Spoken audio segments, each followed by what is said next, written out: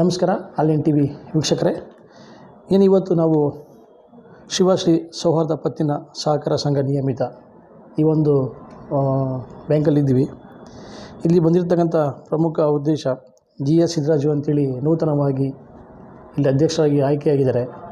ಈ ಒಂದು ಸೌಹಾರ್ದ ಸಹಕಾರದಲ್ಲಿ ಸಾಕಷ್ಟು ಸೇವೆಯನ್ನು ಸಲ್ಲಿಸಿದ್ದಾರೆ.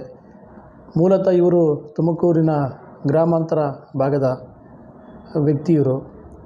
ಗ್ರಾಮದಿಂದ ಇವತ್ತು ನಗರಕ್ಕೆ ಬಂದು ಒಂದು ಏನು ಶಿವಶ್ರೀ ಸೌಹಾರ್ದ ಪತ್ತಿನ ಸಹಕಾರ ಸಂಘಕ್ಕೆ ಅಧ್ಯಕ್ಷರಾಗಿದ್ದಾರೆ. ಬನ್ನಿ ಅವ್ರ ಜೊತೆ ನಾವು ಒಂದು ಚಿಕ್ಕದಾಗಿ ಸಂದರ್ಶನ ಮಾಡೋಣ.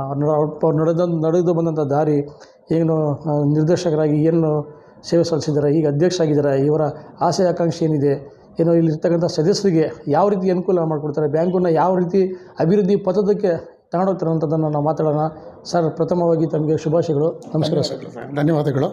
ಏನು ಸರ್ ನಿಮ್ಮ ಕನಸು ಏನಿದೆ ಸರ್? ನನ್ನ ಕನಸು ಏನಿದೆ ಅಂತಂದರೆ, ಈ ಸೌಹಾರ್ದ ಸಂಘಗಳನ್ನು ಪ್ರಾರಂಭ ಮಾಡೋ ಉದ್ದೇಶ ಮಧ್ಯಮ ವರ್ಗದವ್ರಿಗೆ ಮತ್ತು ಬಡವರಿಗೆ ಸಹಾಯ ಆಗಲಿ ಅಂತ ಮಾಡ್ತೀವಿ. ಆ ಉದ್ದೇಶ ಇಟ್ಕೊಂಡು, ಏಕೆಂದರೆ ನ್ಯಾಷನಲೈಸ್ ಬ್ಯಾಂಕ್ಗಳಲ್ಲಿ ಮಧ್ಯಮ ವರ್ಗದ ಜನ, ಬಡ ಜನತೆಗೆ ಸಾಲ ಸಿಗೋದು ಕಷ್ಟ ಆಗುತ್ತೆ. ಹಾಗಾಗಿ ನಾವು ಈ ಸಹಕಾರಿ ಸಂಘಗಳ ಮುಖಾಂತರ ಮಧ್ಯಮ ವರ್ಗದ ಜನಕ್ಕೆ ಸಹಾಯ ಮಾಡಬೇಕು, ಅವ್ರ ಬದುಕು ಕಟ್ಕೊಳೋದಕ್ಕೆ ಅವಕಾಶ ಮಾಡಿಕೊಡ್ಬೇಕು ಅನ್ನೋ ದೃಷ್ಟಿಯಿಂದ ಈ ಸಹಕಾರಿ ಸಂಘದಲ್ಲಿ ಪ್ರಾರಂಭ ಮಾಡಿದ್ದೀವಿ. ಯಾವ ರೀತಿ ಸಾಲ ಸೌಲಭ್ಯಗಳು ತಾವು ಕೊಡೋದನ್ನು ಚಿಂತನೆ ಮಾಡಿದ್ದೀರಾ? ಸಾಲ ಸೌಲಭ್ಯಗಳು ಅಂತಂದರೆ ಮನೆ ಕಟ್ಟೋದಕ್ಕೆ, ವಾಹನದ ಮೇಲೆ ಮತ್ತು ನಿವೇಶನಗಳನ್ನು ಕೊಂಡ್ಕೊಳೋದಕ್ಕೆ. ಈಗ ಮಧ್ಯಮ ವರ್ಗದ ಜನದ ಕನಸು ಒಂದು ನಿವೇಶನ ಪಡಿಬೇಕು ಅನ್ನೋದು ತುಂಬ ದೊಡ್ಡ ಕನಸು ಇರ್ತದೆ. ಹಾಗಾಗಿ ಒಂದು ನಿವೇಶನ ಪಡಿಬೇಕು ಅಂತ ಅಂದಾಗ ಅವರು ಸಾಲಕ್ಕೆ ಪರದಾಟ ನೋಡೋಕ್ಕಾಗಲ್ಲ.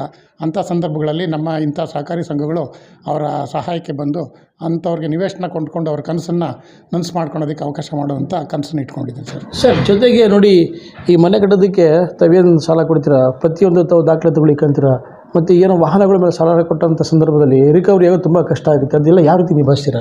ಅದು ಮಾಡಲೇಬೇಕು ಸರ್. ಯಾಕೆಂದರೆ ಸಾಲ ಕೊಡಬೇಕಾದಾಗ ಅದರ ಸಾಧಕ ಬಾಧಕಗಳನ್ನ ನಾವು ಯೋಚನೆ ಮಾಡಬೇಕಾಗತ್ತೆ. ಮತ್ತು ಅವರಿಂದ ನಾವು ಸಾಕಷ್ಟು ದಾಖಲೆಗಳನ್ನು ಪಡೆದಿರ್ತೀವಿ. ಆ ದಾಖಲೆಗಳನ್ನು ಇಟ್ಕೊಂಡು ಮತ್ತು ಪ್ರಾಮಾಣಿಕವಾಗಿ ಹಿಂದಿರುಗಿಸುವಂಥ ಮಂದಿ ತುಂಬ ಜನ ಇದ್ದಾರೆ. ಎಲ್ಲೋ ಕೆಲವರು ಅಸಹಾಯಕರಾದಾಗ ಮಾತ್ರ ಅವ್ರು ಹಿಂದಿರುಗಿಸೋದಕ್ಕೆ ಕಷ್ಟ ಆಗುತ್ತೆ. ಹಿಂದಿರುಗಿಸ್ಬಾರ್ದು ಅಂತ ಉದ್ದೇಶ, ಕೆಟ್ಟ ಉದ್ದೇಶ ಯಾರಿಗೂ ಇರೋದಿಲ್ಲ. ತೊಂದರೆ ಆದಾಗ ಇದಾಗುತ್ತೆ. ಆ ಟೈಮಲ್ಲಿ ನಾವು ಅವ್ರ ದಾಖಲಾತಿಗಳ ಮೇಲೆ ಕೋರ್ಟು ಕಚೇರಿನಲ್ಲಿ ಮೊದಲು ಅವ್ರನ್ನ ಕೂಡಿಸಿ ಕೇಳಿ ಅವ್ರ ಮನೆಗಳಿಗೆ ಹೋಗಿ ಅವ್ರನ್ನ ಇದು ಮಾಡ್ತೀವಿ. ಹಾಗೂ ಆಗದೇ ಇದ್ದಾಗ ಮುಂದಿನ ಕ್ರಮಕ್ಕೆ ನಾವು ಕೋರ್ಟು ಕಚೇರಿಗೆ ಹೋಗ್ತೀವಿ ಅಷ್ಟೇ ಸರ್. ಸರ್, ಈಗ ಏನು ಶಿವಶ್ರೀ ಸೌಹಾರ್ದ ಪತ್ತಿನ ಸಹಕಾರ ತಾವು 5 ವರ್ಷ ಅಧ್ಯಕ್ಷ ಆಗಿರ್ತೀರ, ಇದು ಯಾವ ರೀತಿ ಮುಂದೆ ಸಾಗಿಸ್ಬೇಕಂತೇಳಿ ತಮ್ಮ ಚಿಂತನೆ ಇದೆ, ತಮ್ಮ ಕನಸಿದೆ, ಏನು ತಮ್ಮ ಸದಸ್ಯರಿಗೆ ಏನೋ ಒಂದು ಹೊಸ ಚಿಂತನೆಗಳು ಇಟ್ಕೊಂಡಿದ್ದೀರಾ ಸರ್? ನಾನು ಈಗಷ್ಟೇ ಅಧಿಕಾರನ ವಹಿಸ್ಕೊಂಡಿದ್ದೀನಿ. ಮತ್ತು ಈ ಸಹಕಾರಿ ಸಂಘದಲ್ಲಿ ಸುಮಾರು 20 ವರ್ಷಗಳಿಂದ ನಾನು ನಿರ್ದೇಶನ ಕೆಲಸ ಮಾಡಿದ್ದೀನಿ. ಯಾಕೆಂದರೆ 2007ನೇ ಇಸ್ವಿನಲ್ಲಿ ಇದನ್ನು ಶ್ರೀಯುತ NR ಜಗದೀಶ್ ಅವರ ಮಾರ್ಗದರ್ಶನದಲ್ಲಿ ಬಾಳಯ್ಯನವರು, GH ಪರಮಶಿವಯ್ಯನವರು ಮತ್ತು ಬಸವಂಗಿ ರುದ್ರಯ್ಯನವರು ಇವರೆಲ್ಲರೂ ನಡೆಸ್ಕೊಂಡು ಬಂದಿದ್ದಾರೆ. ಅವರು ಒಂದು ಹಾದಿ ಹಾಕ್ಕೊಟ್ಟಿದ್ದಾರೆ ನಮಗೆ. ಒಂದು ಮಧ್ಯಮ ವರ್ಗದ ಜನಕ್ಕೆ, ಬಡ ಜನತೆಗೆ ಒಂದು ಸಹಾಯ ಆಗುವಂಥ ರೀತಿಯಲ್ಲಿ ಯೋಜನೆಗಳನ್ನು ರೂಪಿಸಿ ಇದನ್ನು ಕೆಲಸ ಮಾಡಿ ಇದನ್ನು ರೂಪಿಸ್ಕೊಟ್ಟಿದ್ದಾರೆ. ಅವರ ಮಾರ್ಗದರ್ಶನದಲ್ಲಿ ಅದನ್ನು ಮಾಡ್ತೀವಿ.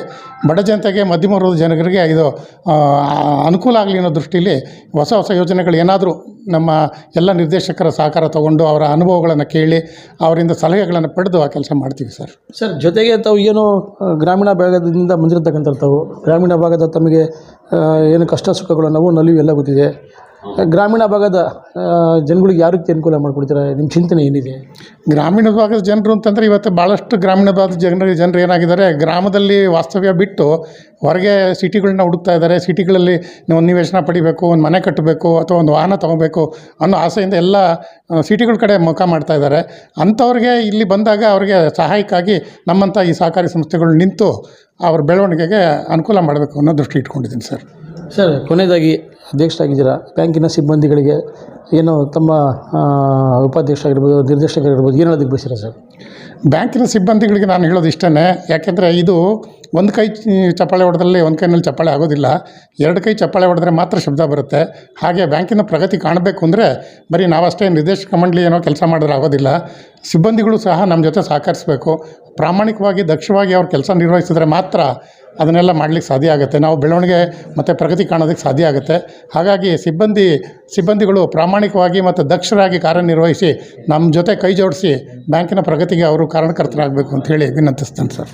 ಏನಿದು ಆನ್ಲೈನ್ ಟಿ ವಿ ವೀಕ್ಷಕರೇ, ಶಿವಶ್ರೀ ಸೌಹಾರ್ದ ಪತ್ತಿನ ಸಹಕಾರ ಸಂಘ ನಿಯಮಿತ GS ಸಿದ್ದರಾಜರವರ ಅಧ್ಯಕ್ಷರು ಇಷ್ಟೊಂದಾಗ ನಮ್ಮ ಜೊತೆ ಮಾತಾಡಿದ್ದಾರೆ. ಇವರದೇ ಆದ ಚಿಂತನೆ ಇದೆ, ಕನಸಿದೆ. ಅಂದರೆ ಏನು ಗ್ರಾಮೀಣ ಭಾಗದಿಂದ ಬಂದಿರತಕ್ಕಂಥವ್ರು ಈಗ ಇವರು ಹೇಳ್ದಂಗೆ ಸಾಕಷ್ಟು ಗ್ರಾಮೀಣ ಭಾಗದ ಜನಗಳು ಇವತ್ತು ನಗರ ವ್ಯಾಪ್ತಿ ಕಡೆ ಮಕ್ಕ ಮಾಡಿದ್ದಾರೆ. ಹೀಗಾಗ್ಬಿಟ್ಟು ಅವ್ರಿಗೂ ಕೂಡ ಮನೆ ಕಟ್ಟೋಂಥ ಒಂದು ಆಸೆ ಇರುತ್ತೆ, ಅಂಥವ್ರಿಗೂ ಕೂಡ ಒಂದು ಸಹಾಯ ಮಾಡಿದ್ದೀವಿ ಅಂತ ಹೇಳಿದ್ದಾರೆ. ಒಟ್ಟಾರೆ ಏನು ಈ ಒಂದು ಶಿವಶ್ರೀ ಸೌಹಾರ್ದ ಪತ್ತಿನ ಸಹಕಾರ ಸಂಘ ಯಶಸ್ವಿಯಾಗಿ ಇನ್ನೂ ನಡೀಲಿ.